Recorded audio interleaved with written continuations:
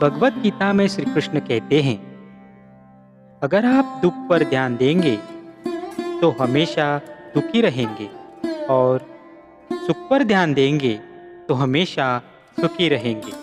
आप जिस पर ध्यान देंगे वो चीज़ सक्रिय हो जाएगी और आपके जीवन में तुरंत प्रवेश करना शुरू कर देंगी। यही कुदरत का नियम है। भाग्य से जितनी ज़्यादा उम्मीद करोगे वो उतना ही ज़्यादा निराश करेगा और कर्म पर जितना जोर दोगे वो हमेशा उम्मीद से भी ज़्यादा देगा।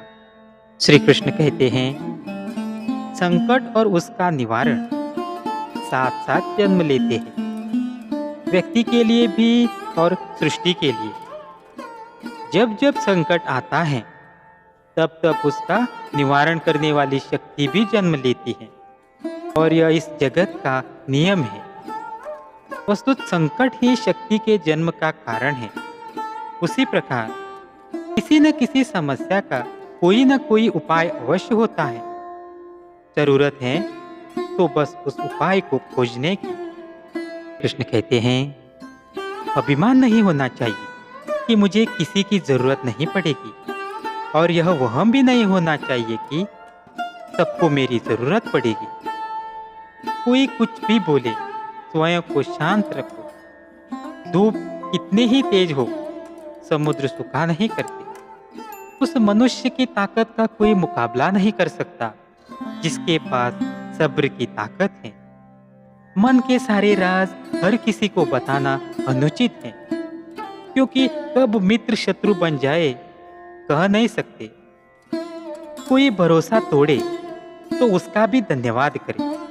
वह हमें सिखाता है कि भरोसा बहुत सोच समझ कर करना चाहिए।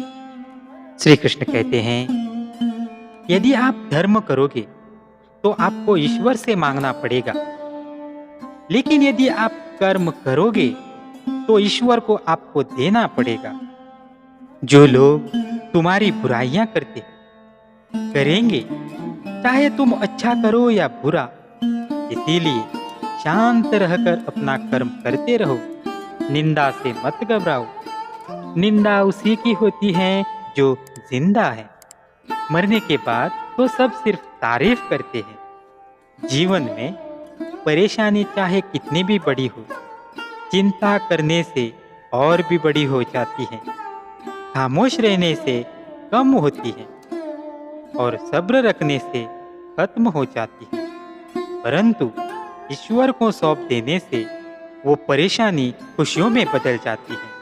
इसीलिए अपनी सारी परेशानियां कान्हा को सौंपकर सच्चे मन से सिर्फ भक्ति करें, वो आपका उद्धार करेंगे। जय श्री कृष्ण।